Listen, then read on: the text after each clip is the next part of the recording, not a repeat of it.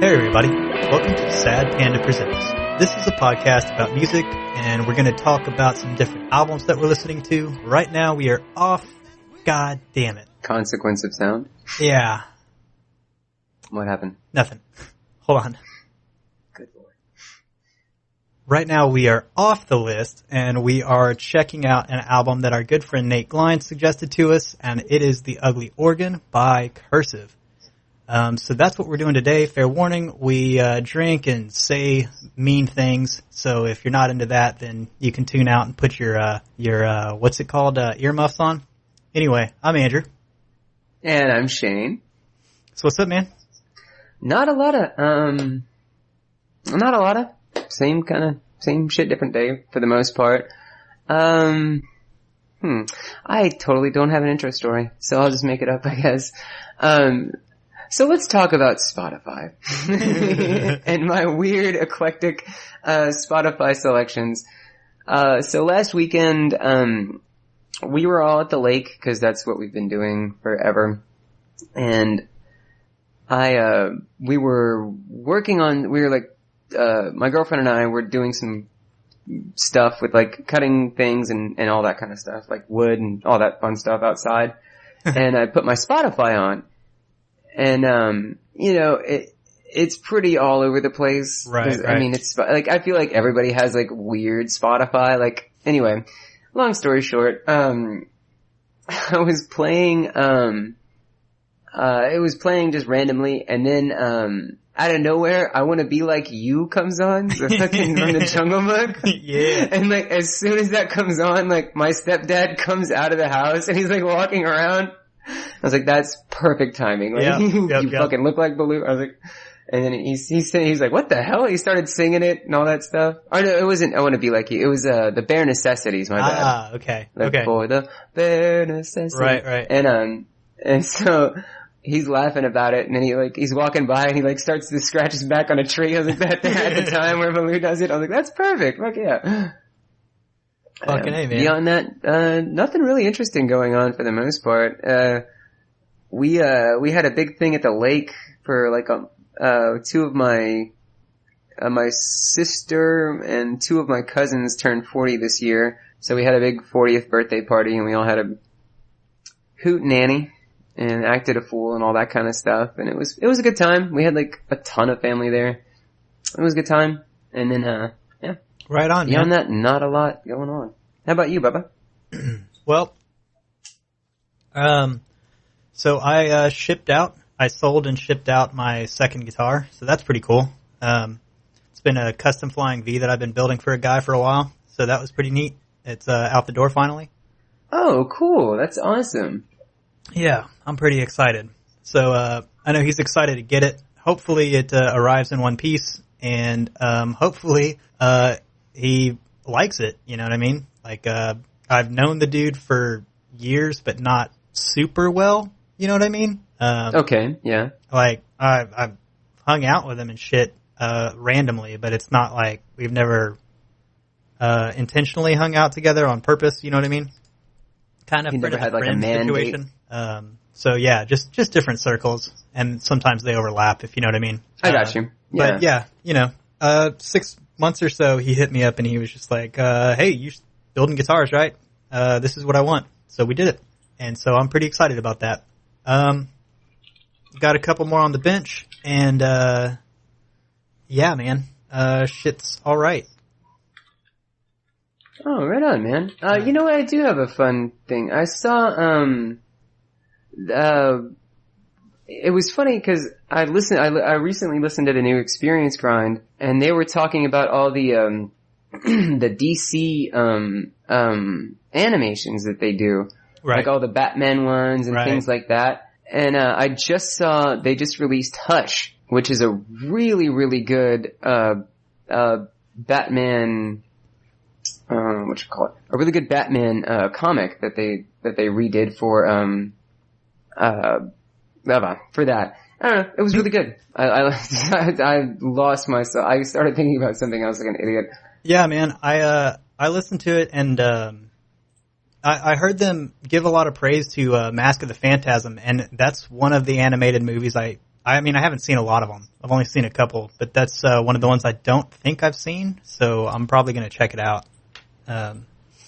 Just because, you know. Yeah, they're pretty good. I like all the I feel like DC has really good, they do a lot of good animation stuff. Yeah, like, dude. as far as like stories and things like that Yeah, go. man. Like, well, like the Batman animated series and, you know, the one that had Mark Hamill as the Joker, right? And, like the original Teen Titans was a pretty good fucking show. And, you know, there's just, I don't know, they did a Ronin Batman, like a Batman samurai kind of thing in feudal Japan. that was the other one I watched. Because I saw Hush and I rewatched that one, Batman Ninja. Yeah, how did you like that? I liked it a lot. Good, I really liked good. the animation style. It's a little different than what they normally do as far as their stuff. Cause I know like, sure. like for instance, like the Killing Joke was a different kind of animation. It was more standard Right. for what they do. And then like, they have like Batman and Batman versus Robin, Batman and Son. There's a couple others that are really good, but I do like what they do, like the Suicide Squad attack on Arkham. I really like that they take kind of an arc, like a comic book arc, and then make it into an animation. Right. Because what I really remember, for me, what started it was they did the Frank Miller's The Dark Knight Returns. Right. And they animated that, and it had what's his name? The RoboCop as the voice, and it was super awesome. And he was, I don't know, super good.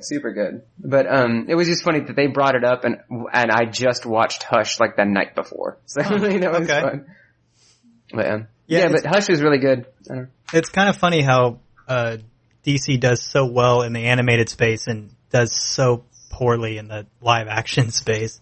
I mean, the Dark Knight trilogy was pretty good. Better. All Batman has been pretty decent, but there have been some pretty crapshoot DC movies. Recently, they've picked it up with like Wonder Woman and shit like that. But you know, Wonder Woman and Aquaman were really good, and I have yet to see Shazam, but I've heard it's super, super good. I've heard that's good too, but I haven't seen it either.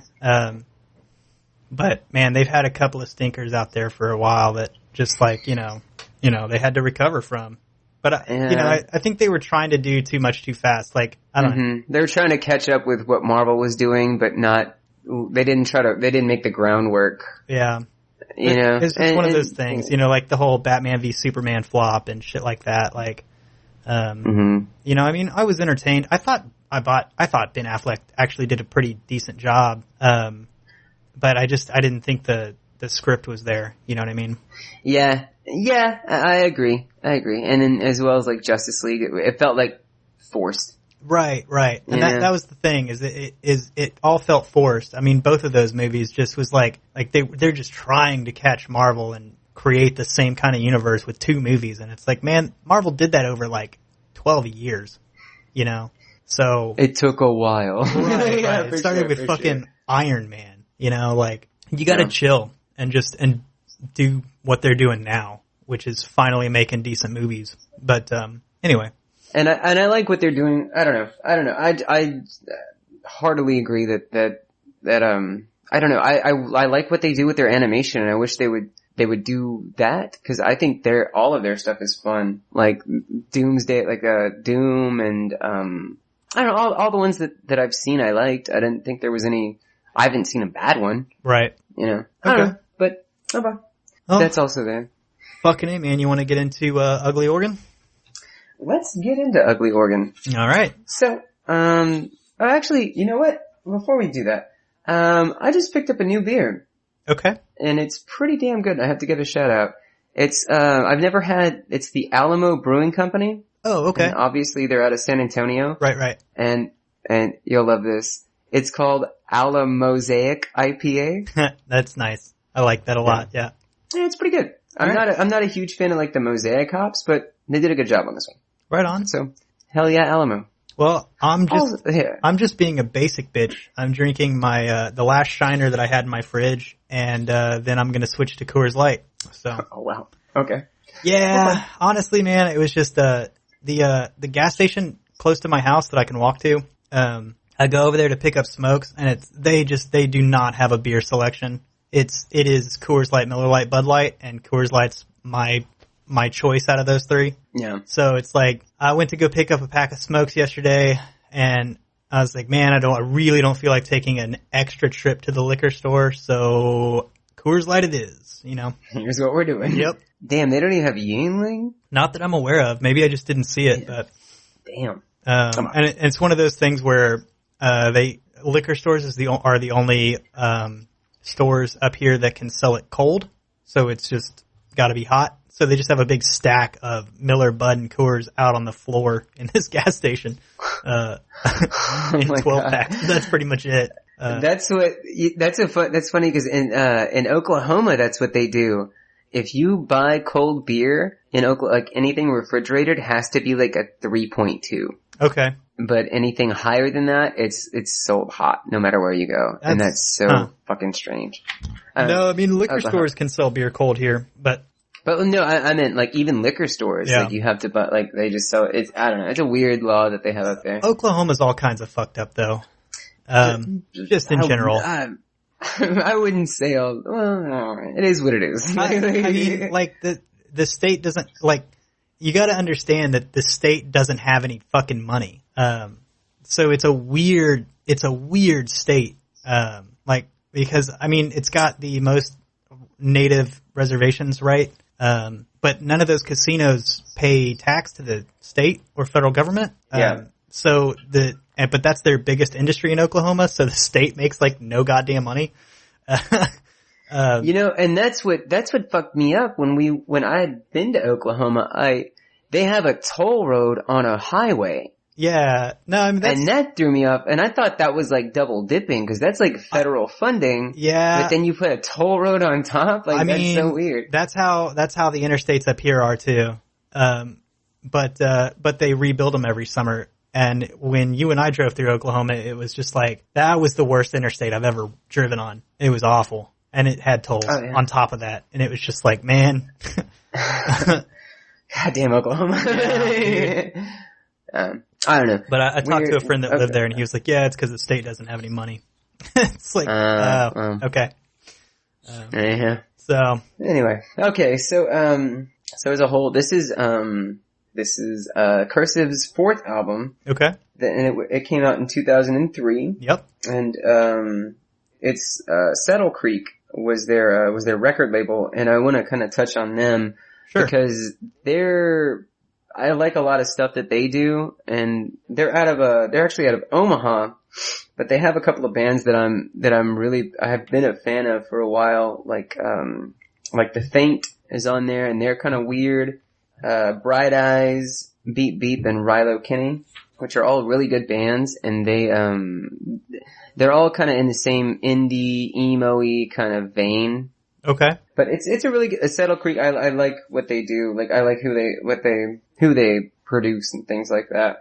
And they're fun. And, so this album, for the most part, I would classify it emo, but really? It does, yeah, I would. Okay. Do you think differently? Well, I guess I'm not too familiar with the emo genre, so I don't know that much about it, so I just kind of put this into the, like, general alt camp. Like, I'd say it's emo, because I feel like that's what they're striving for. Okay. But it's not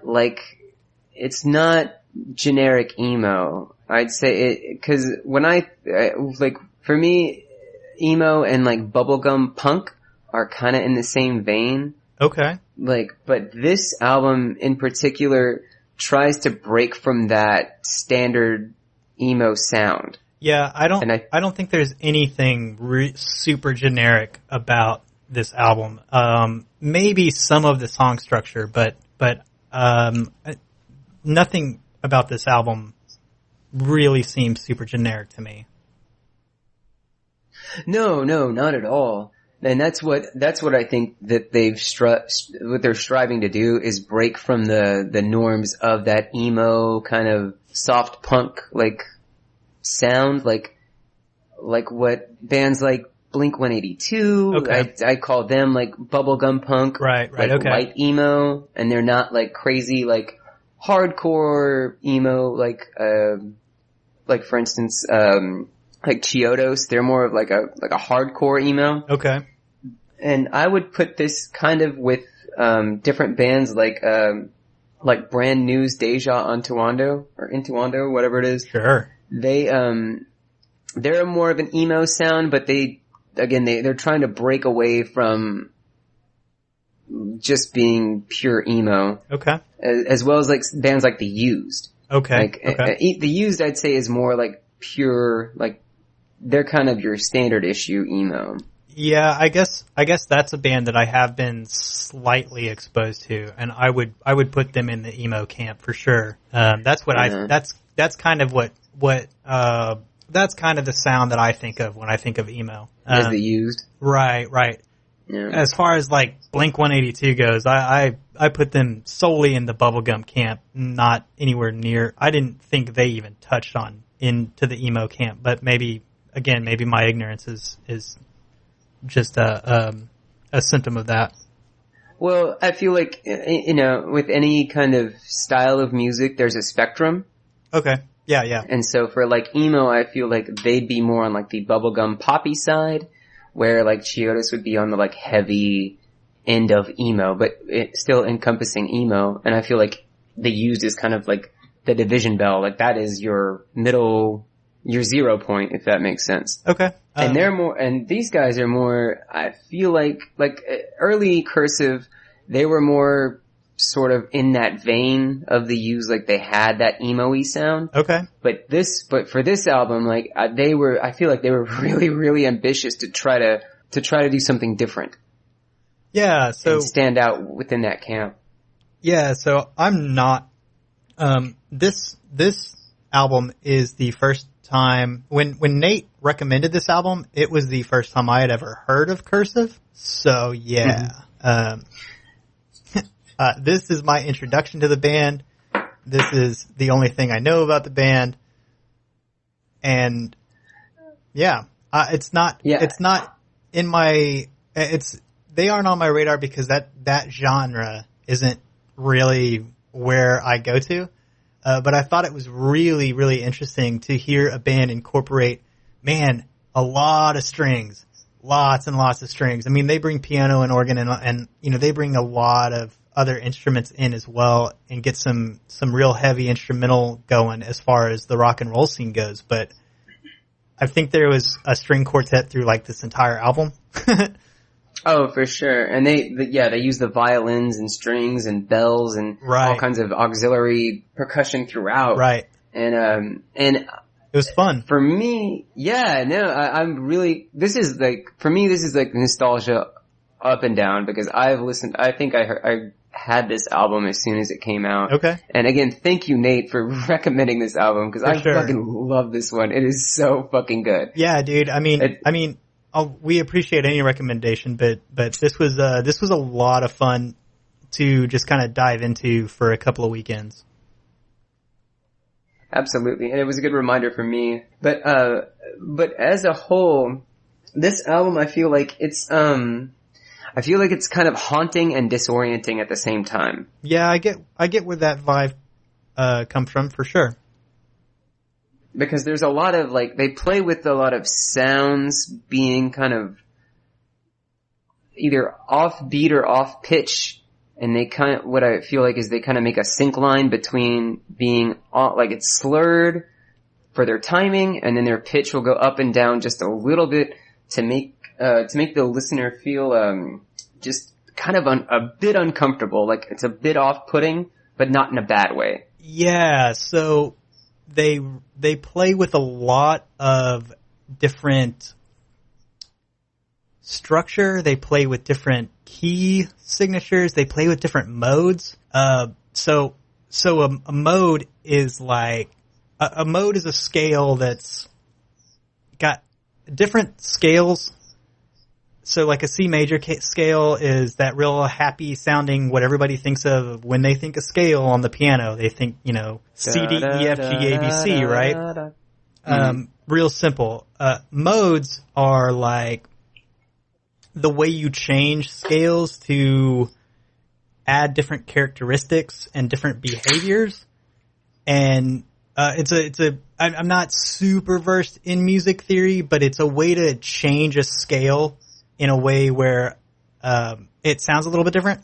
So they play with major minor key changes, and they play with different modes, and they play with different feelings, and they play with adding in, what a lot of, I guess, improvisational musicians would call bonus notes, which are notes that are outside of the key you're playing in or outside of the main scale you're playing in, to add something a little extra. You're like, oh, it's not necessarily supposed to be there, but it's just one of those things like, what's that? That it just adds a little extra spice, and they play with that kind of thing musically throughout this album. It's crazy, it's fun, and it makes it really interesting to listen to, because their songs all sound so different. None of these songs sound really exactly alike. They're not following a formula. No, not even a little bit. And it's, I kind of, like, when I was making my notes, I kind of felt like this should be like a 1920s horror film. Okay. Like where the person had to like play the organ along with, right. Like, they weren't talkies yet, they were movies. Mm-hmm. Does that make sense? Where you had like a little pit in front of the screen where the band was playing along with it. Was actually playing along with, right? Like right. That's what this whole album to me sounds like. Okay. Like just as a feel of getting your kind of your head around the whole bit of it all. Like for me, that's what it feels like a Nosferatu. Okay. And then they have like the orchestra playing the fucking organ with the movie going on in the back. Yeah. I don't know. I guess I get where you're coming from. I just got Carnival because that's how they open the goddamn album, is with this like weird carny organ sound.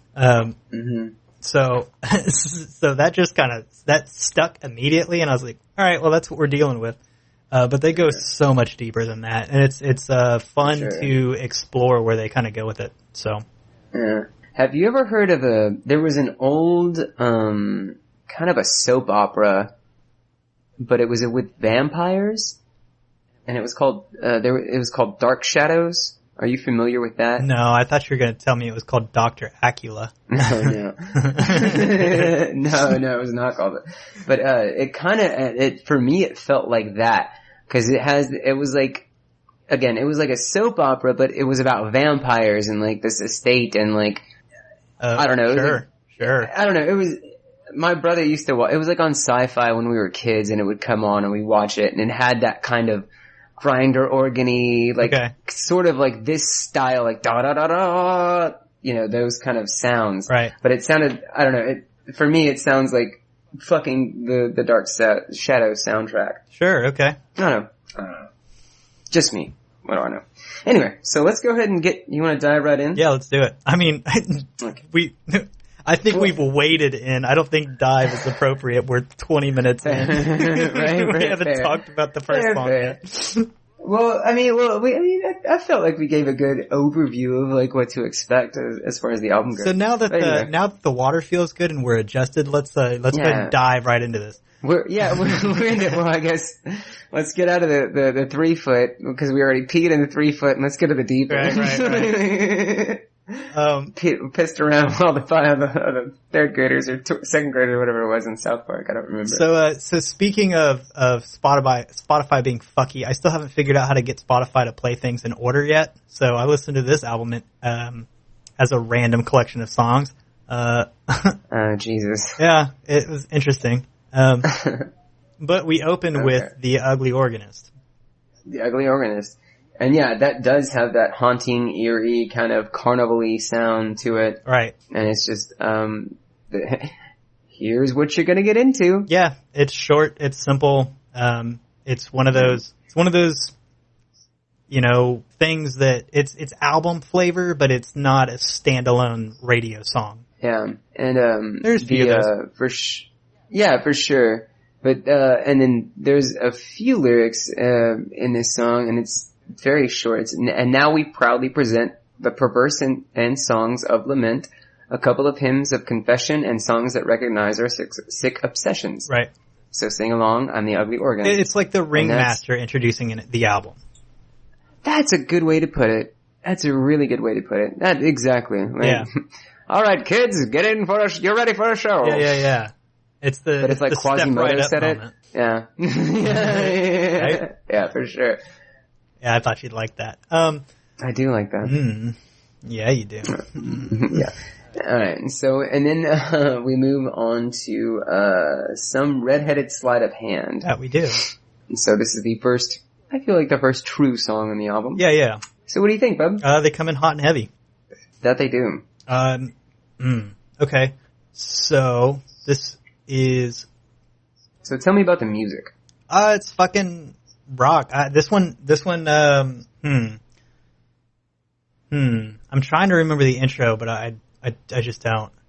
I just remember that this was like a rockin' song, and it just, it's one of those, fast, heavy-ish, kind of punk songs, or, alternative songs, and, yeah, it was good.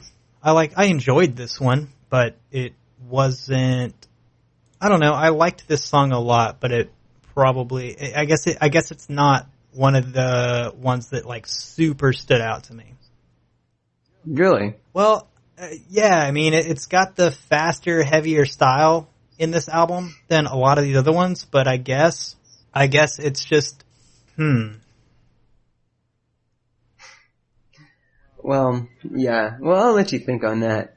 So for me, I like this song. I really like this song. I think it's one of the better songs on the album, to be honest with you. Okay. I like it's faster. It is. I like the da-dun, da-da-da-da. Like, I like the beat, and it's, this is very much an introduction of the entire album. Okay. I feel like it's kind of, I feel like it's a good opening to the album. I feel like they're preparing you for what's going to happen next for the most part. Right. However, as far as like the lyrics go, I feel like what he's trying to say is like I think ringleader is a better term that you used, because I in my notes I used a preacher, but because he does mention a lot of sort of stigmata, he mentions a lot of religious terms. Right. In here, like, he spews out his sweet and salty sermon. They pass the hat around. This is my body. This is the blood I found on my hands. The Reverend plays on the ugly organ. Yeah. Whoa. Yeah. Whoa. Yeah. So what I feel like what he's trying to say is that he feels like he's some sort of like he uses his emotions to gain like worshiper. Like this is like his emotions that he's trying to tell other people, but it's kind of a weird thing that he feels like he's a false prophet that isn't deserving of his followers. Okay. Because of what he writes and says. Sure. Does that make sense? Yeah, okay. I'm now reading the lyrics, and I guess I didn't really capture a lot of the lyrics, so I don't have some of the same analysis that you do. I thought there was a lot of innuendo in this song because they keep referencing the ugly organ, and like sweet and salty sermon is way too close to sweet and salty semen, and like I don't know. I read this song when, because I wasn't hearing all of the lyrics, and I'm just now reading them, and I'm like, okay, yeah, I get what you're saying. I read so much innuendo when I was listening to this. The ugly organ is my penis.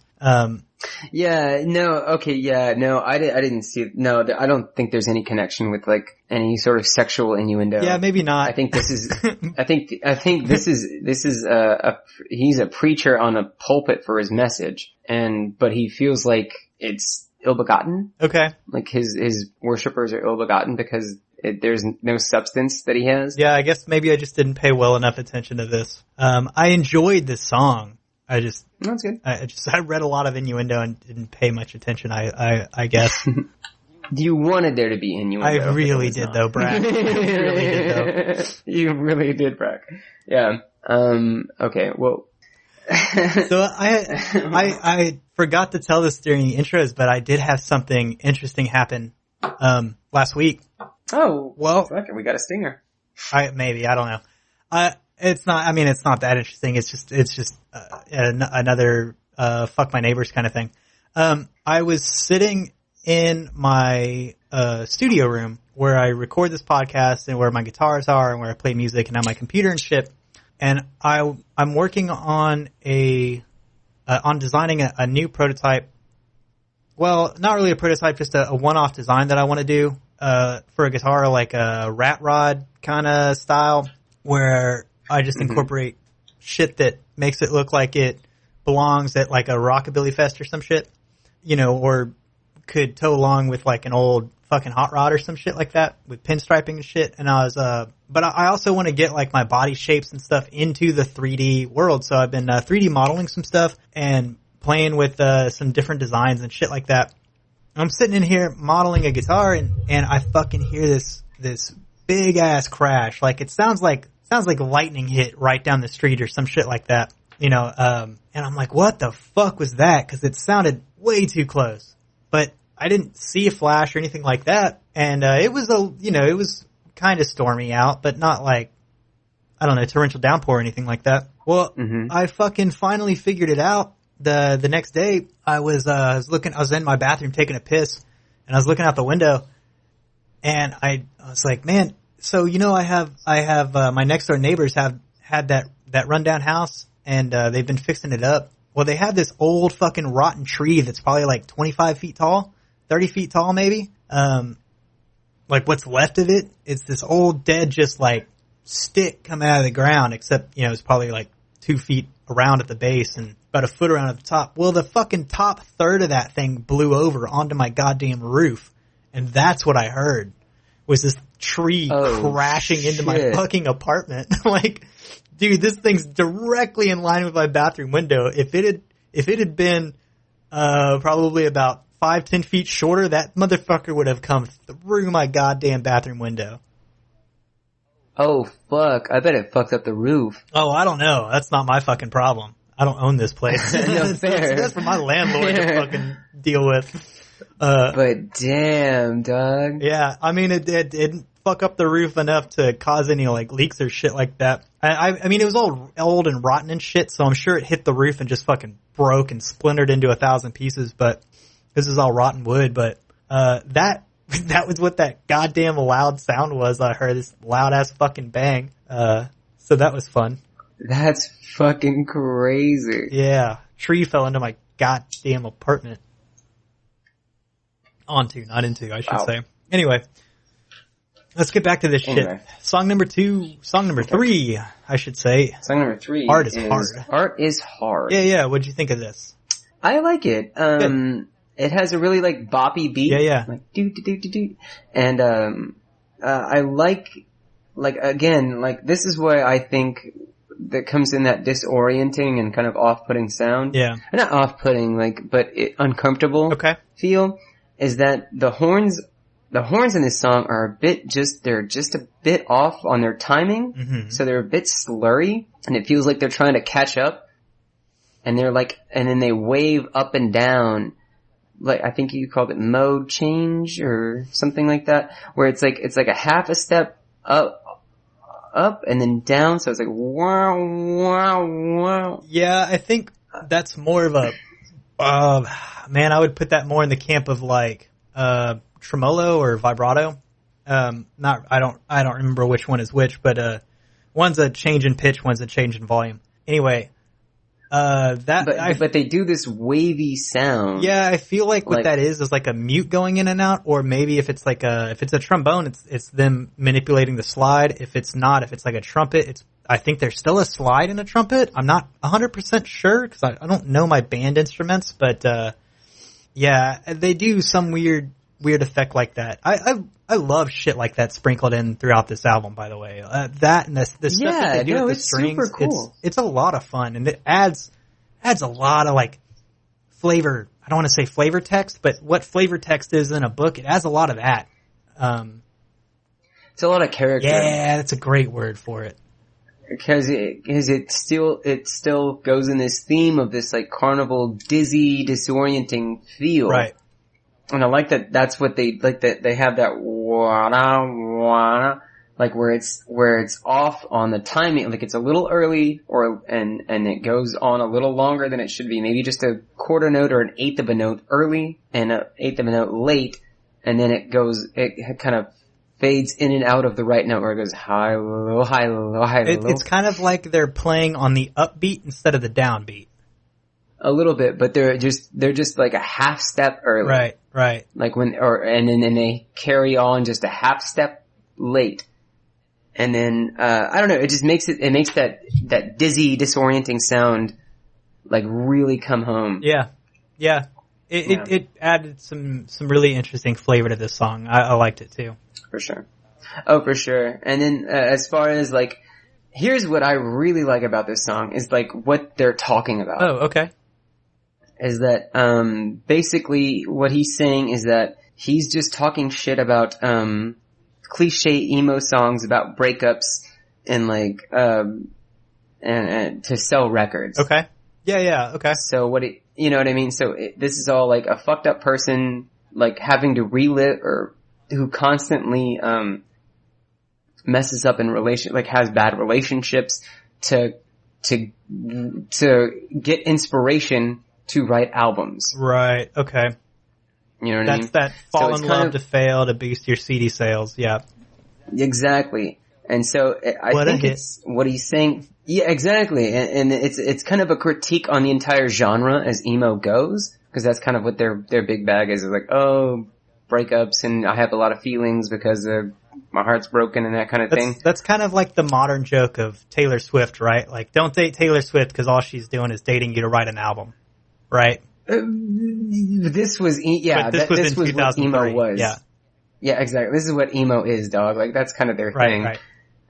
But, so, the real question is, what's funny is that this is what this album is. So, are they critiquing the genre? Or is he critiquing this entire album? I think they're critiquing sellouts.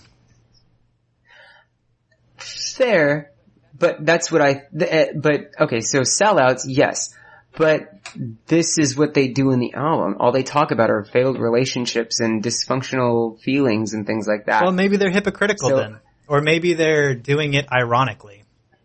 I don't know if I wouldn't say ironically, but I think the point is that they're pointing out, different people who do the same thing. Like that's kind of the idea of emo. But I think it's really fun that they're being self-reflective of this entire album. Okay. That's how I viewed it, is that they're poking fun at themselves. Yeah, or maybe it's not even poking fun. It might be just insecurity that they feel, that the writer feels like, this is what I'm doing for this whole album and you're fucking sellout for doing it. Okay. Yeah, for sure. You know what I mean? Yeah, I could see it going either way. Them either making fun of their own industry, just to do it, or because, they're just like, look, we know what this is, like just the kind of like, you have to be able to make fun of yourself to, succeed or see your own flaws or whatever the fuck it is. Or maybe they're just having fun and being like, hey, yeah, we know what this is. Like, we know it's kind of dumb and we're going to make fun of ourselves because we're lighthearted enough to do that. Or maybe it is insecurity. I don't know. I think it could I don't feel like it's lighthearted because this album is not lighthearted. No, it's not. But I think it I think it can go either way in the sense of self-recognition, maybe they're being emo about it and they're being insecure and that's just adding to the emo flavor of the album, I guess.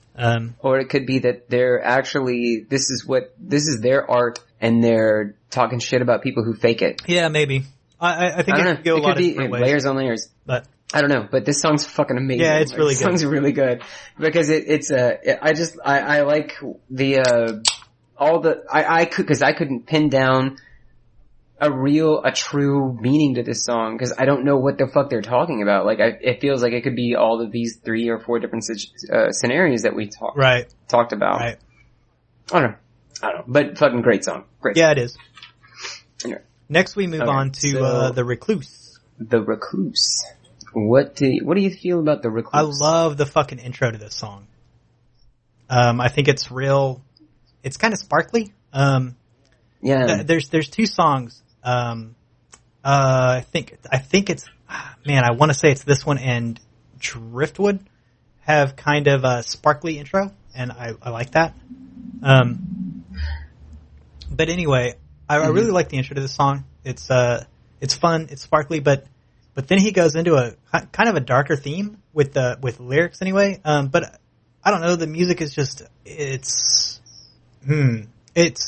not as, the music in this one is not as offbeat as like the rest of the album necessarily.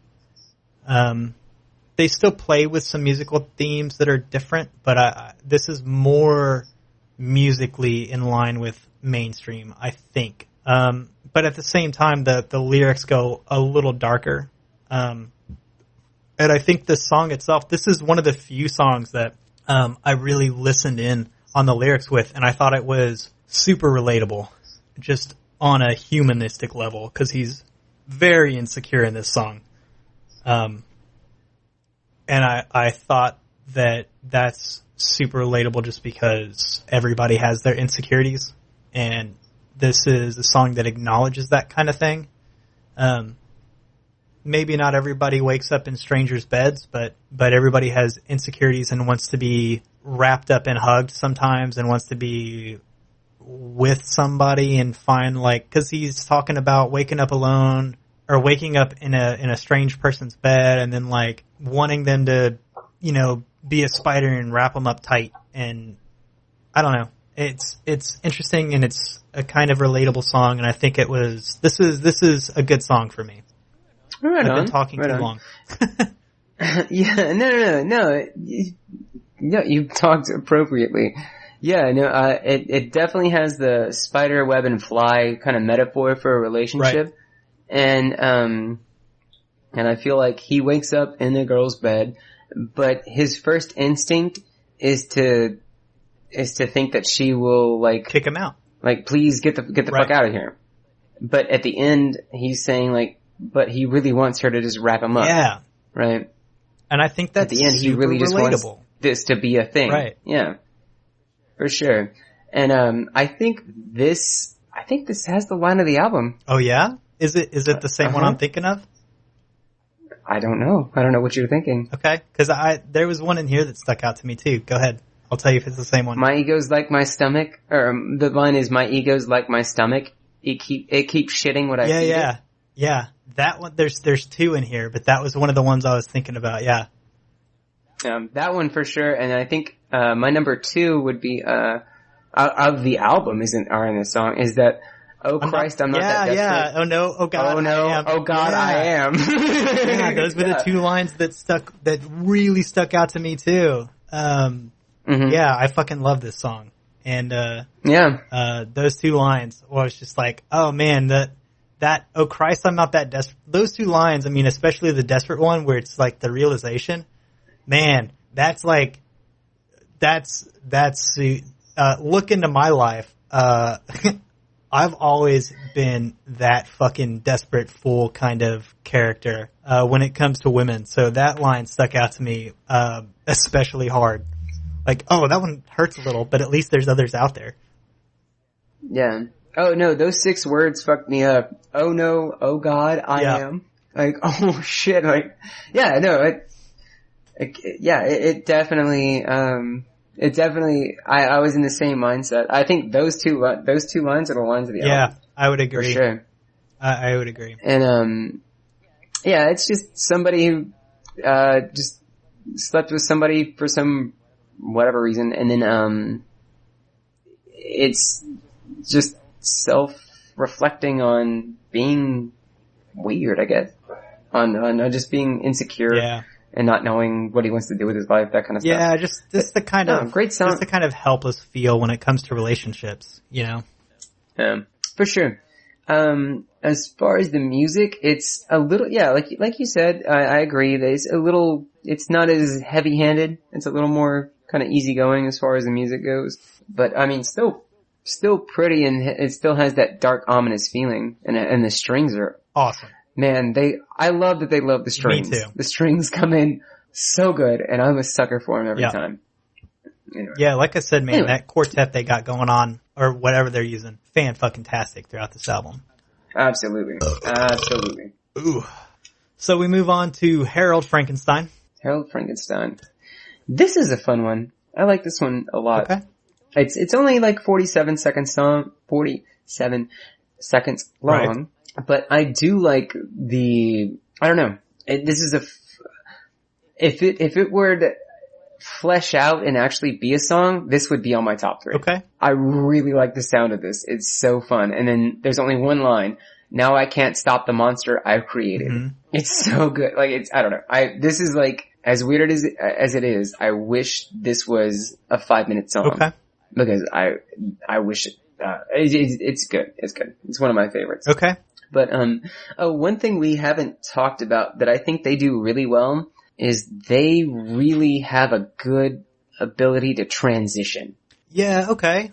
I'll give you that. When they do it well, they do it real fucking well. Yeah. Like from song to song. So, I didn't listen to this song and this album in order, so I can't completely get behind that, but, I will say the little interludes that they've got here, like this song, by the time I realized it was a separate thing, it was basically another song. It had moved on.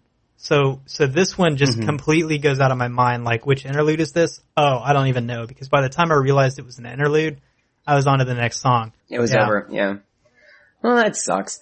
But no, but they're like, they're kind of on, I wouldn't say Mars Volta level, where they can just transition from song to song, but they're up there with that, where they'll bleed a song into another one, and they do it pretty well. Well, and I think they do it on almost a generalist sense with this album, because even listening to it in the wrong order, excuse me, the song transitions weren't bad. I think they stick with, I just think they're really good at writing intros and outros and sticking with a theme throughout the album. So maybe that's part of it.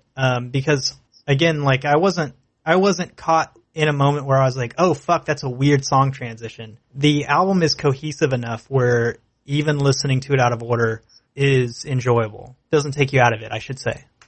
Yeah, no, it flows. I feel like this is supposed to be listened to as an album, not a collection of songs. Probably, but I did the latter, so. How about? Puberty, finally. Anyway, okay, so let's go on to Butcher the Song. Yeah, what'd you think about this? I feel like this, when I was talking about the organ in the movies, like the pit in the movies, yeah. I feel like this is very much, like this is the song that cements that thought to me. Okay. It has that kind of feel. Right. Yeah. It sounds like a 40s or 50s horror movie sound. I love it. It's about a bad relationship. It is. You know, I like, I don't know, I like it. It's a good song. Like, it's good. It's not my favorite. I have to admit, it's not my favorite. Okay. But, I don't know. Yeah, that's pretty much all I gotta say, really. Okay. What do you have to say? I really enjoyed this. They play with a lot of off-key sounds here. It's very awkward. The intro is fantastic, but this whole song has a super awkward key signature, or they've got a key signature and decided to play the minors in like a major signature or some weird shit. I'm not exactly sure what's going on musically, but they play with a lot of minor chords here, and I fucking loved it. I didn't get super deep into the lyrics, but I thought the kind of just the music is it's like they're trying to be off-putting, and it just felt great. Yeah, no, exactly. I agree that this is that's the whole point, is that they want you to feel uncomfortable. Yeah, and I really liked it. And I feel like for me that's a drawing factor. And this song for sure is, like, it's so textured, and then yeah, no, I believe this is the first the first time they mention, or the second time they mention, the ugly organ. Yeah, I mean they mention it right out of the gate, and they do again here maybe somewhere, but yeah, this is just a bad relationship song, which was fine. I'm fully behind that, but man, the music, it's just like, I don't know, this song musically for me was up there. It was really good. Yeah, no, musically it's amazing. It's as far as the lyrics, it's a man who is in a bad relationship, and he just wants to end it. Yeah. And that's fine. But like you said, I think uncomfortable was a great word for it, and I fucking love that feeling in music. Yeah. I don't know. At least in this album, for sure. Yeah, I guess I'm kind of... Because they do it well. Yeah, I guess I'm kind of one of those people that...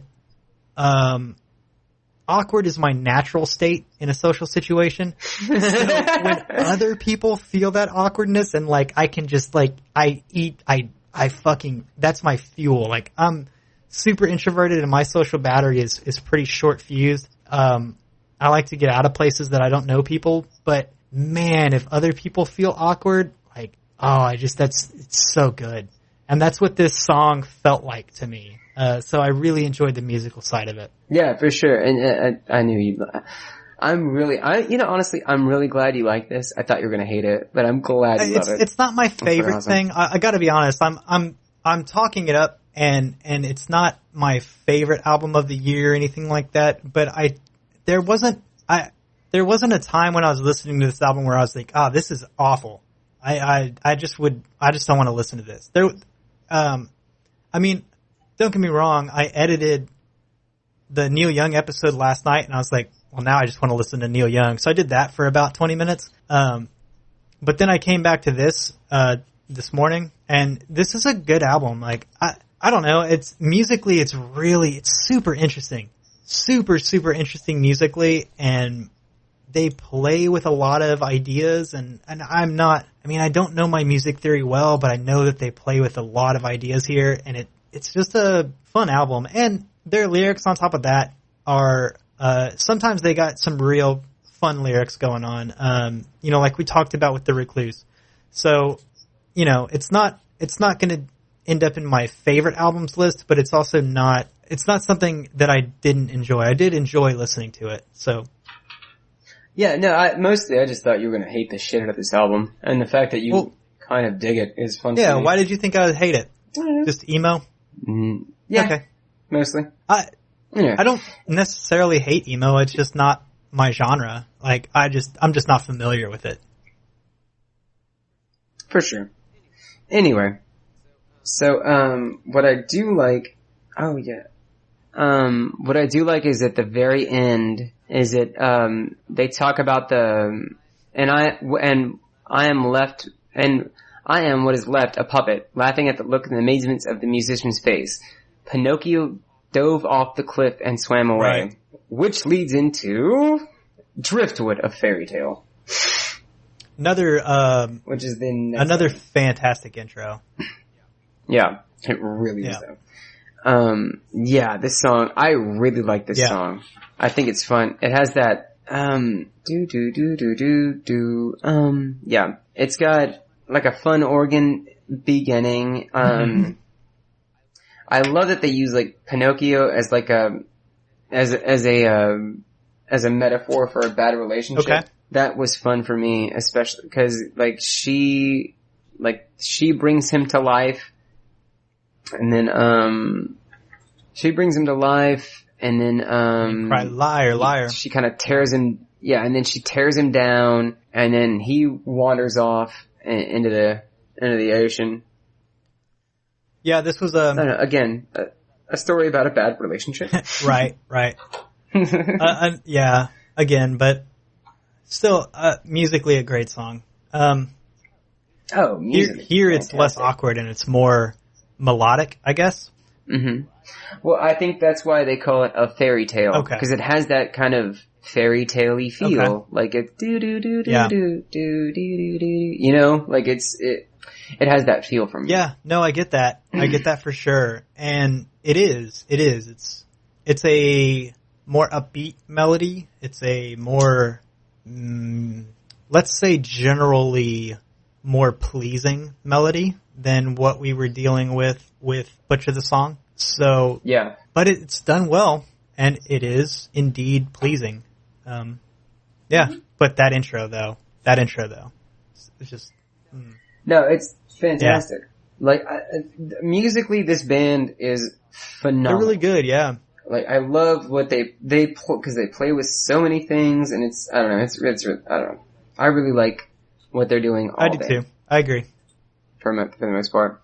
Anyway, let's move on to A Gentleman Caller. Right.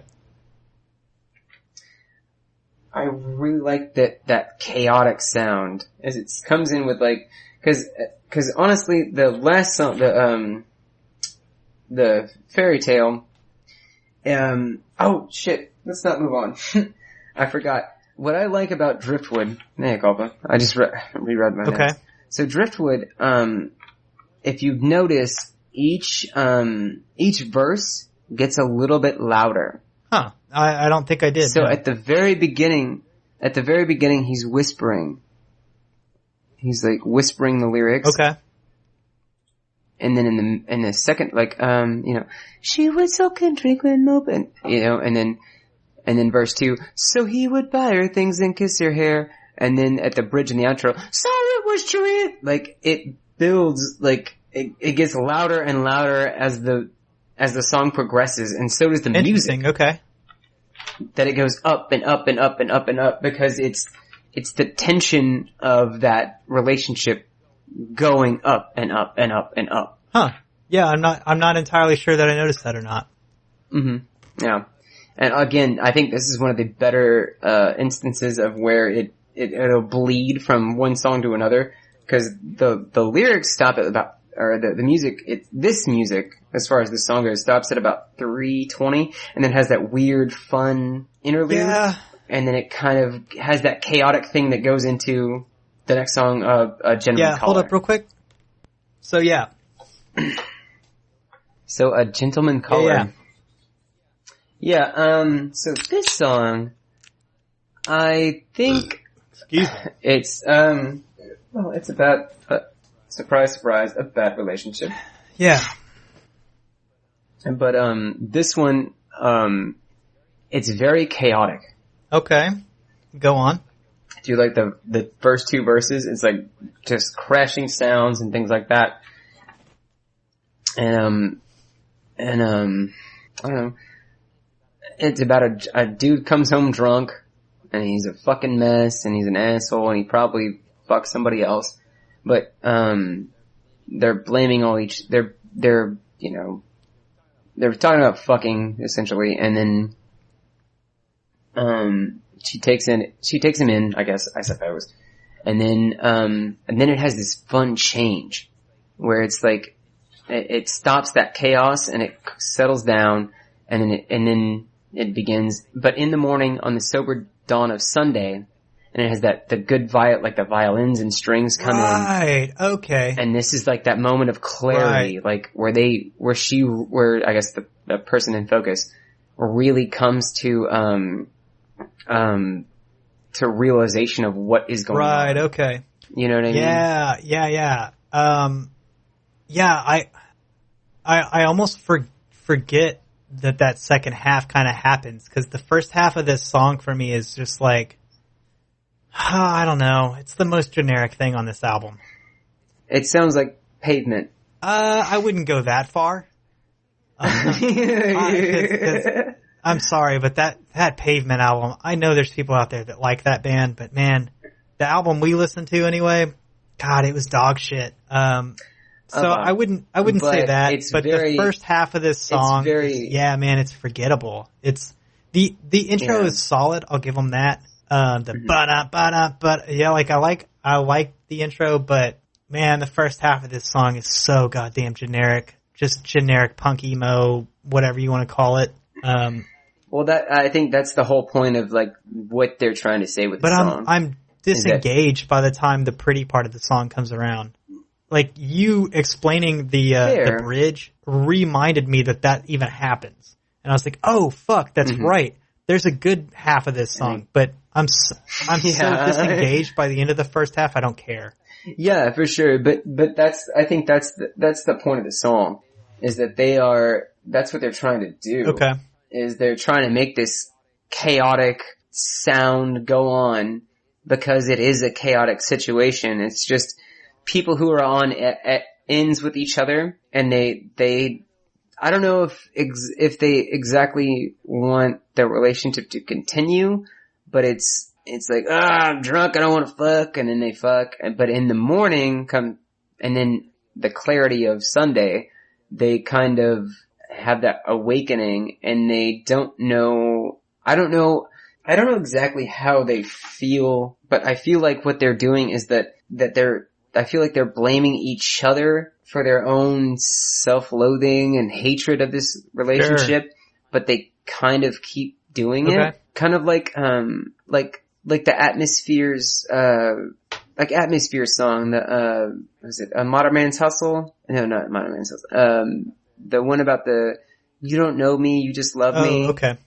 You know, where they resent each other, but they're in this relationship because they were two perfect kids. Anyway, so I think that they're both pissed off that they are in this relationship, but don't know how to exit it. You know what I mean? I didn't care about the song. Sorry. I don't know. I think it's very poignant. I think it means a lot more than what it sounds like. Like it's a deeper song than, I don't know. I think the music and the lyrics match each other well for what they're trying to execute. I'm sure you're right. I lose interest halfway. By the end of the first half, I lose interest, and it doesn't recover well enough for me. I get it. It's just, you gotta stick it out and really kind of take the, you gotta want it with this song. Cause it is kind of. I get what you're saying, it's just not for me. For sure. Alright. And then we move on to Harold Weathervane. Yeah. This song is fucking creepy. I fucking love this song. It is so fucking creepy. It has that slow build and it gets really dizzy and stuff like that. Yeah. The rises and fire. Oh man, I really like this song. I think it's so ominous, like, and weird. Like, I love it. It's not the longest song on the album, but it's fun. But I don't know. It's so.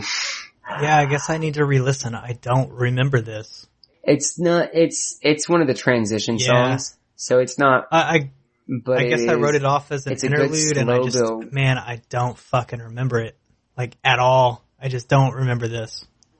It's a good one. I'll have to give it a re-listen. I apologize. Harold Weathervane, yeah, it's a good one.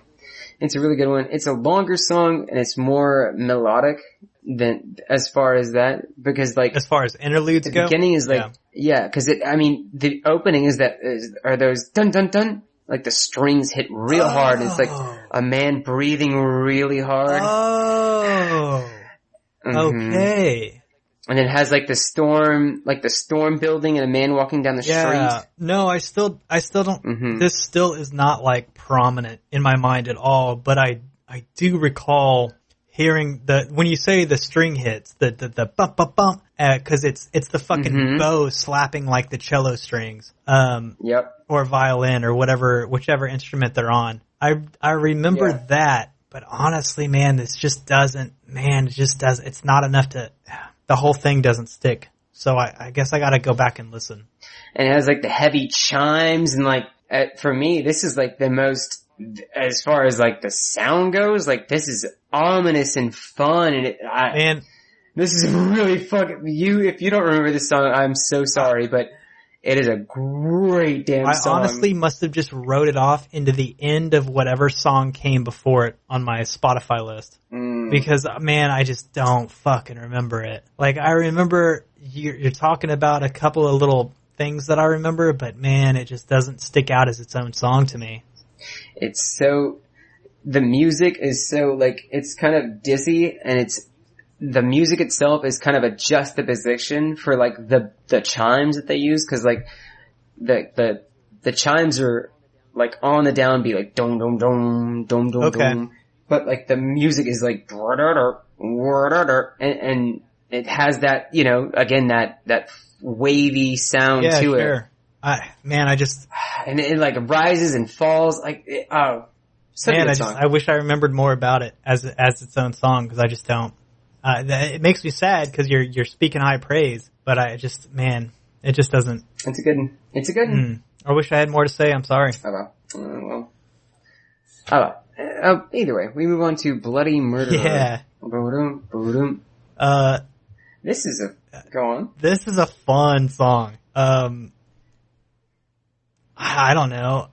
It's a very tortured song, but yes. But man, did I enjoy it. I don't know what it was, but maybe I just enjoy a tortured soul, but this is like a crazy tortured song, and I thoroughly enjoyed it.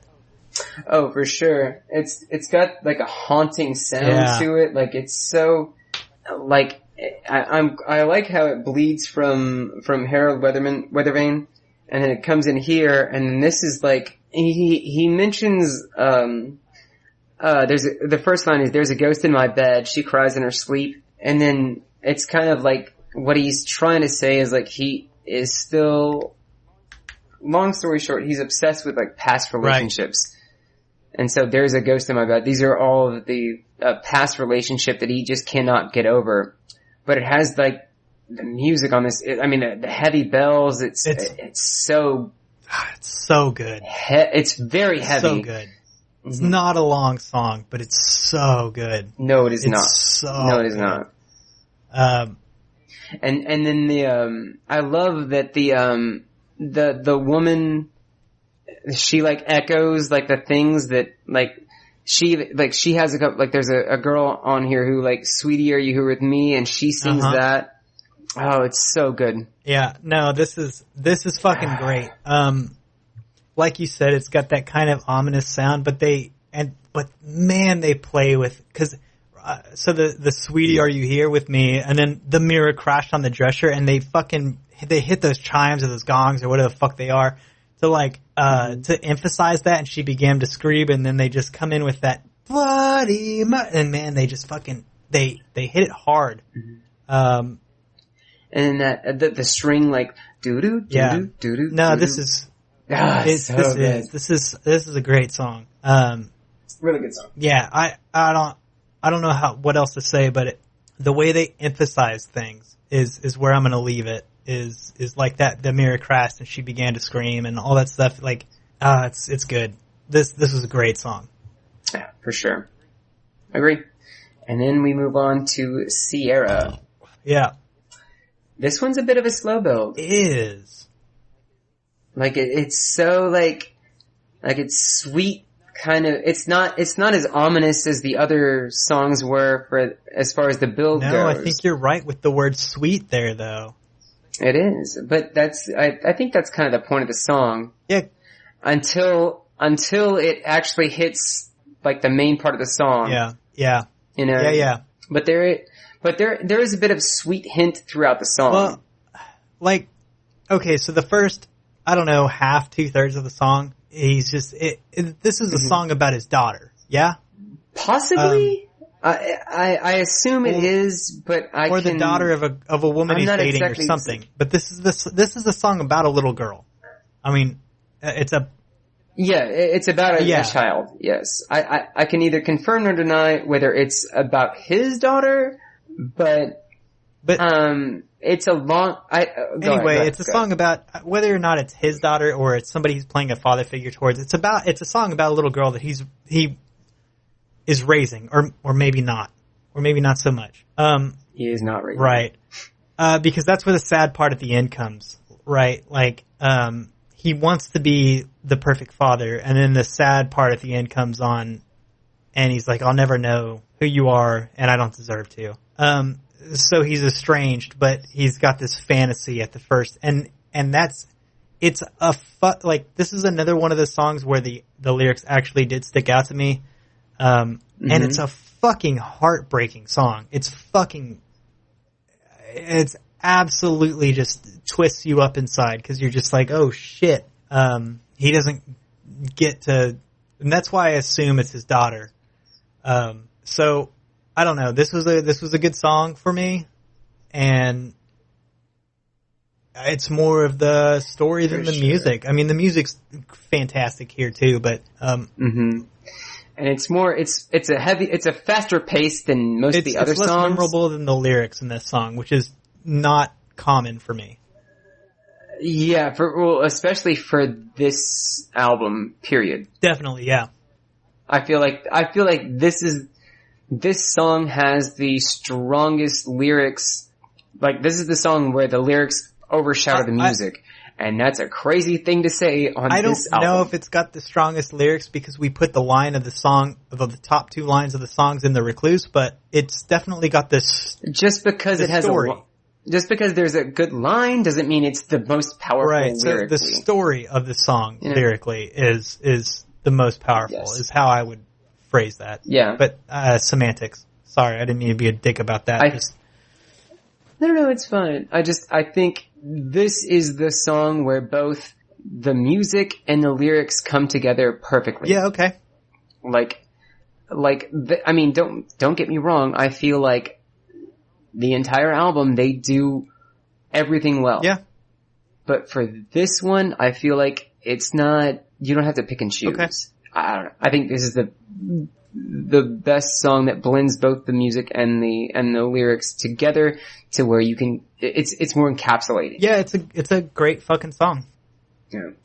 And as far as it goes, I don't know, I believe, from what I understand, what I've read, it's, I don't know if this is exactly his daughter as far as the singer is, but I think he's, like, throughout the entire album, we've talked about different bad relationships, and I think this is just someone who is in envy of a stable relationship. Okay.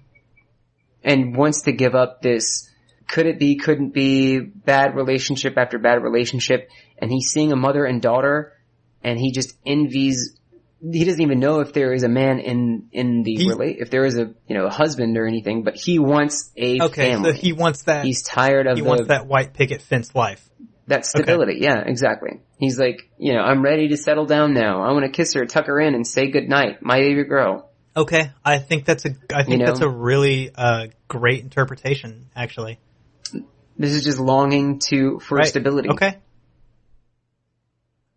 And her name's Sierra. I think this is one of the best songs.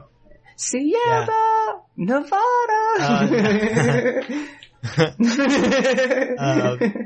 Yeah, no, man, it's a great song. I really enjoyed this one. It's a great song. And then we move on to, finally, the last song is Staying Alive. Right. And this is the longest song on the album. It is. Coming in at an even 10 minutes. It is. And I like the movements. Man, but it's my peace song. Man, for me, it was hard to follow up Sierra. Dude. And then to follow up with this long song, I'm like, okay. Like, they play well. Like, the music plays well, but just not enough for me to keep my attention for 10 minutes and only have, like, 20 seconds worth of lyrics. That's the thing, man. This song forces itself to be your peace song. Because it really does, Brack. It's so fucking long. This is the song on the album that I would check my phone and be like, why are we still on this goddamn song? Because, man, the lyrical portion of it, it's a good song. It's fun.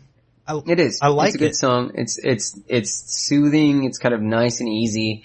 And I like that they bring back the doo-doo, doo-doo, It's doo-doo. a fun repose from the album. I like it. I think it's good, but god damn, dude, just fucking stop it at 3 minutes. Stop it at 5 minutes. Yeah, Yeah, they could have tightened it up like a bunch, and it would have been. Like I'm looking at my phone. Yeah. 3.5, 4 minutes in being like, okay, is this really still going on? And there's 7 goddamn minutes left. What the fuck? Yeah. Cut the back half of this song. I feel like. And you're fine. Yeah. This is not a bad song for the first 3 to 5 minutes. Outside of that, get the fuck out of here, dude. That honestly, this is where like all of my like not all of it, but the most of my negative points accrue to is just for the sure. song. I get that. Like it could have been, you could have tightened this up. Man, I get it. I get that it's your like exit song, but would you kindly get off the stage? I mean, sir? I will say, yeah, that's a great sentiment. I will say if like I was trying to go to sleep at night, I would put this on. If I needed sound, if I needed fucking white noise, this is a goddamn white noise song. Mm-hmm. And when I need background music in the workshop or something, I don't want fucking white noise. That's why I listen to podcasts or interesting albums or shit like that. Like I still want something that stimulates the subconscious, right? This just doesn't. Doesn't. This puts you to sleep. For sure. Speaking of background noise, I've been listening to a whole bunch of the Adventure Zone podcast. So if I ever join back into your D&D campaign, that story is spoiled. You know exactly what's going to happen. Oh, here you go. Here's what we're going to do. We're going straight here. Dude, it's fun. It's so much fun. The Adventure Zone? Oh yeah, no, they're good. They're really good. It's a really fun D&D campaign. I love Clint. The dad? Is that his name, Clint? Yes, Merle High Church? But I love him as a person. And because he's such a fuckhead. No. I love the actual person of their dad.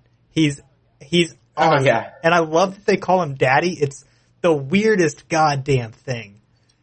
It's so weird, but I like it. I just like the strange tension of it, cause it's, I don't know. That's enough of that. But I've been listening to it and it's a lot of fun. Yeah. They're really fun characters. Taco, they are. How is Taco not your favorite? I mean, Taco is my dude, I know. I love that they have this meta quest going on of trying to find the elements of a taco so that he can, cause he was also a chef in his past life. Man, the backstory on his character combined with what they're trying to do on the meta scale is fucking hilarious. And I just, oh man, it's so much fun. They do such a good job. Oh, that doesn't go away. Good. I'm on the, that does not go away. I'm in the 11th hour, portion right now. Oh, you're in the... Oh yeah, I've been listening to this for a couple of weeks. Oh man, no, 11th hour is fun. I just started it. Where are you at? Like, you just started I've listened to one episode of the 11th hour. I think I'm starting my second. So you just got to... It's fun. It's fun. I know that the Groundhog Day situation is happening, but they've only reset the one time so far. Yeah. Okay. Oh, okay. Yeah, no, 11th hour is really fun. The next one, something. I'll get there. It's fine. The next arc is my favorite. 5 years of podcasting to catch up with on this, which is great because I my whole podcasting journey I really got really in depth at right before I started the Tadpog thing. Because I was listening to Joe Rogan and Everyman and all kinds of shit like that. I don't know. Everyman's great for occasional. It's a men's health podcast, but it's just hard. It's hard to listen to. Yeah, it's in spiral. It's good. It's really good, but it's hard to listen to as this is my podcast because, goddamn, I can only listen to so much goddamn men's health advice. You know what I mean? Joe Rogan's great, but it's super long. It's 3 hours, and sometimes it's really weird, and it can go off rails. But the fucking podcasting network that we listen to with Tadpog and Experience Grind and fucking Kate Podcasters and Digital Podcast and Hops and Heroes and Nerdy Thursday and fucking now I've gotten into Adventure Zone, and Adventure Zone's really fun. Anyway, that's enough of that tangent. What are your top 3 for this album? So, we go on to alright, so what, how do you feel about this album, Andrew? What would you rate it? Oh shit, okay. You wanna rate it first, or you wanna go top I don't 3? give a shit. Let's start, fuck it, let's start top 3. What's your top 3? Okay. Let's go number 3 is gonna be Sierra. Okay. I thoroughly enjoyed that song. Mm-hmm. That's a good one. Number 2 is gonna be Butcher the Song. Dude, the intro and just the way they play with the music, in the different minor keys and it's fucking great. I love it. Number 1 is gonna be The Recluse for me. Yeah. Really? Yeah. Really? Why is that your favorite song? Man, it just felt relatable. The music was fan-fucking-tastic. Driftwood and Bloody Murder missed the cut by man. It is tough to not include those two as an aside. Cause those are fucking great songs. But, The Recluse was just, man, every time it came on, I just loved the song. Right on. Oh, right on. Alright, so, I'm gonna have to go, I agree with you for number 3 is Sierra. I think that's a great song. My number 2 is gonna be, some Redheaded Sleight of Hand. Yeah. And, my number 1 is gonna be Art is Hard. I thought you were gonna go there, yeah. Yeah. I think Art is Hard it's fun because I like the idea of that I don't know if they're talking shit about the album or if they're or the genre itself and like talking about other people, or if it's about this album itself. I don't know. I just like Art is Hard. I think it was good.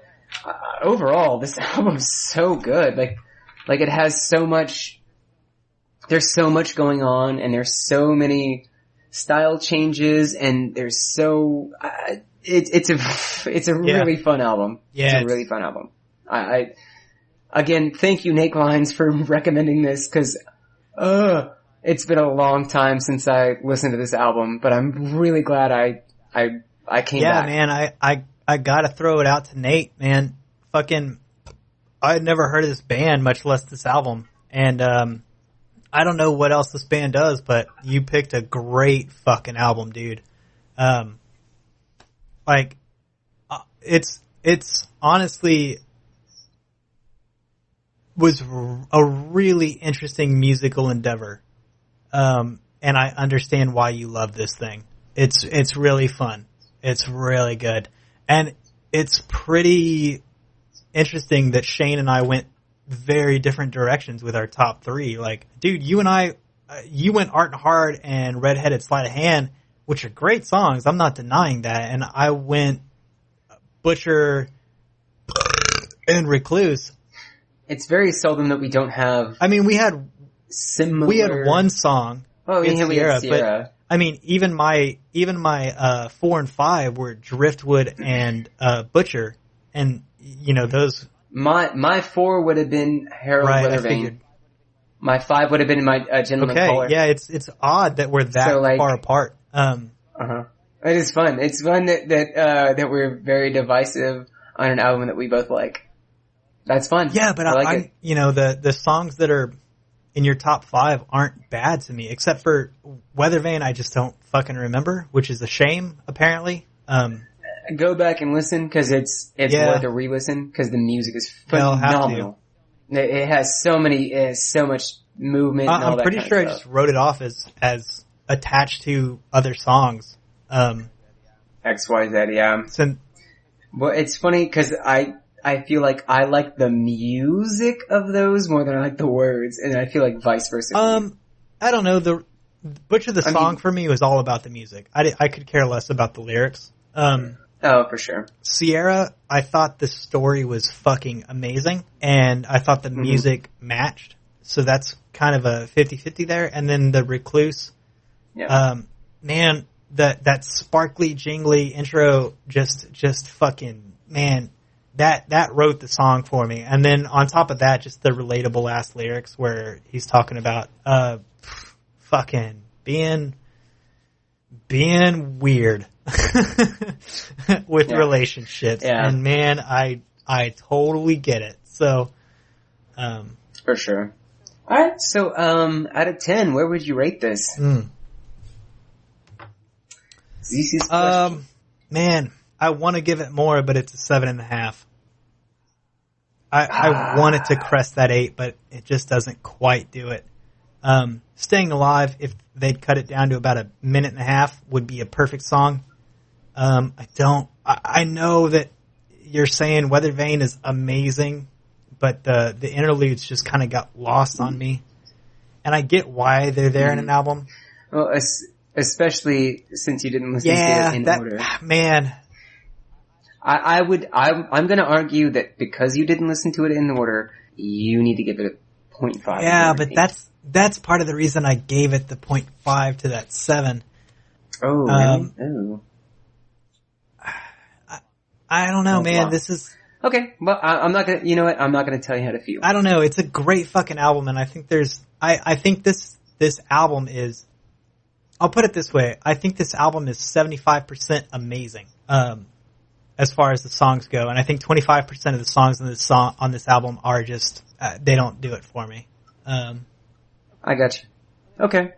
Well, there you go. Well, then, 75 for sure. What about 7. You, man? All right. I'm gonna give it a solid 8.5. Fucking lay it out. Because it gets re-listening. It stands up. Even fucking 16 years later. It still stands up, and it's actually I like it better now than I liked it before. And I honestly, I knew this album, I liked it, but it was I didn't really like. I was like, yeah, it's fine, and like, skip the song. But like really going back and analyzing it, like I did for this episode, it made me appreciate it more. Yeah, I get that, and that's why. That's why I give it higher, because I liked it at the beginning, and then looking into it and really giving it some thought and kind of trudging through all the things, it was better than I expected. That's why it gets an extra. It was an 8 for me, no matter what, but 0.5 because I liked it better than I did. Yeah, I gotta be 100% honest. When we went into this, when I told you that Nate Glines had messaged us on Facebook and said and recommended this album, you got really excited and told me I was going to hate it. So I was under the impression that this was going to end up being a hip hop album. Yeah. And then I listened to it and I was like, why did he think I was going to hate this? I couldn't figure it out why you thought I was going to hate this. But I did go through a period of time where I did not like this genre of music. So yeah, I didn't think you'd like it because it was emo. Honestly. Yeah, and I guess I just don't know what the definition of emo is. No one does. I thought this was great. No, it was great. I mean, even the album art, like the jagged piano, like cut off at different angles and shit. I thought that was fun too. As an aside, but yeah, man, this was good. I didn't. You didn't shit all over it like I thought you were gonna do. They did a lot, and man, it's produced well, it's written well, it's composed well. There's certain things that just need to be that could have been handled better. Staying Alive, looking at you, I didn't. I'm one of those people that I don't need the interludes necessarily on albums, but The Ugly Organist and Harold Frankenstein and Harold Weather Vane were done well enough that they weren't off-putting to me in any way. So sometimes those interludes they can be off-putting. And they weren't in this album, which is, that's praise to Cursive for being able to pull that off. Yeah. So yeah, thanks Nate. I appreciate it. All right. Well, I think that, hell yeah, Nate. Again. Yeah, dude, Fucking A, A+ recommendation. Fucking A. Alright, well, I believe, do you have anything else to say? Alright, well, take us home, Bubba. Well, thanks for listening, everybody. You can find us iTunes, Stitcher, YouTube, SadPandaPresents.com, wherever the fuck you find your podcast, you can pretty much find us. Check us out, give us reviews, make a suggestion like our good friend Nate did here, and it's going to be hard to follow this, but you can do it. We believe in you. Or you can go the total opposite route and give us something like Stitches, where we just shit all over it. Because you know what? It's fun to record those episodes too. So whatever the fuck you're feeling, just recommend us an album. We're going to go over it. We're going to talk about it. We're going to get off onto really weird tangents and just catch up with each other like we did on this episode. And yeah, thanks for listening. Thank you guys for listening. I appreciate it. And y'all have a good day. Bye, Felicia. Bye.